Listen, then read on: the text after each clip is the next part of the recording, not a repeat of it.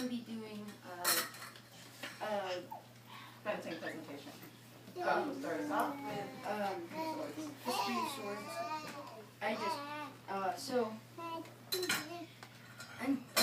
Yeah, different swords around the world throughout different ages. This is the yataghan. This would have been used by Turks during the 14 and 1500s.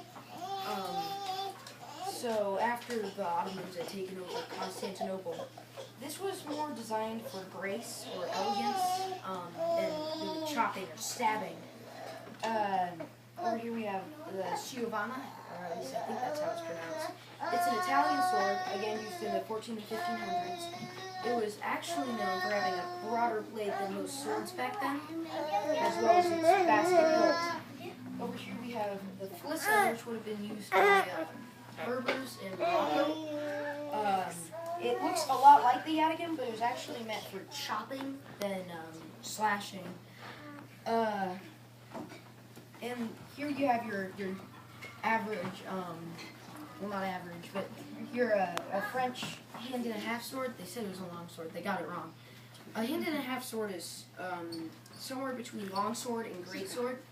It could have been used on horseback or on the ground if someone had lost their lance or their horse. So it could have been used for stabbing, slashing, anything. You could use the hilt. We have 3 different Asian swords here. one's a knife. Okay, 2 Asian swords, 1 knife. I think everyone knows what these are. What this one is, at least, the katana. It would have been used like the French hand-and-a-half sword. It would have been used by nobility, samurai, who, after they got too close to use their bow, would have used this paired with the slightly lesser-known wakizashi, which also could have been used if they just lost their katana. And then you have your standard Asian knife. I forgot its name, and that really would have been used as a last resort because you're not really going to get through armor very well with that. What? Oh, I said Chinese, didn't I? You said Asian. Oh, okay. Japanese in general, or not in general, specifically That's Japanese. the last one there. Then this is the French revolver sword, which is a step up from the pistol sword. What they did was they took your average sword of that day, which would have been around the, I have to say, 1700s, and they put a pepper box on its blade. And a pepper box is an early version of a revolver. It had usually 4 barrels, and I think how it worked was you fire, twist, fire, twist, fire, and then you're out.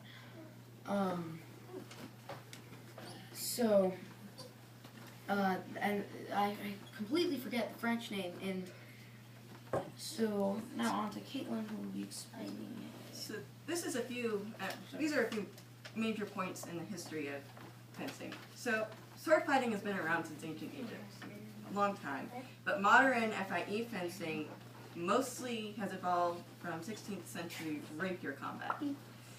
Skip ahead a few centuries, and we're in the 1800s. Well, actually, I forgot to point out rapier. Right here. So, 1800s, the rapier has given way to the small sword. Yes. No, I think No. Okay, this is the small sword. This is the rapier. Sorry. When buttoned with a leather cap, acted similar. Well, actually, the same way a modern day foil does. This is a foil right here.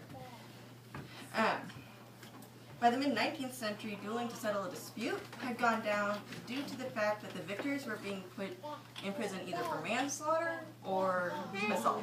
Yeah. France. Oh yeah. What about France? Sun King's reign. Oh yeah, during the Sun King's reign, over 3,000, 2,000 nobles died due to dueling to settle disputes like this. So it's pretty good that it went down. Just for emphasis. Yeah.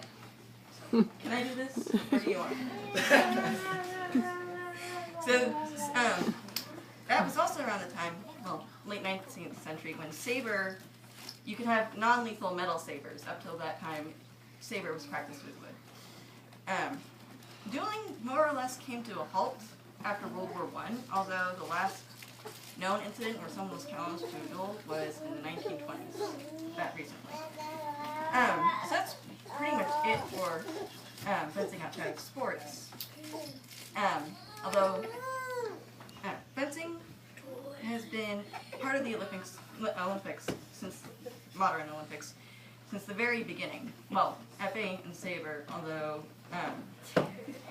not épée, foil and saber. Excuse me. Although it wasn't until 1900 that épée came around, and that was all for men because women could only fence in all 3 versions of fencing by 1998. Josh will now talk about equipment. So here we have your. Sorry. Here we have, this is my sister's jacket. Average fencing jacket. As you can see, it has padding, so you're not too hurt when you get hit by an épée. Otherwise, you could draw blood. Even if it is non-lethal, it could still. And you hit hard enough, and it can bruise pretty bad. But yeah, it's really just as a light sort of an armor to protect your torso and arms. We have the mask, which is sort of self-explanatory, protects the face and the most of the head. So yeah, in the neck, yes. So yeah, we can't lose teeth. We haven't lost any teeth. Oh, my dentures. Eyes So are another problem. But oh.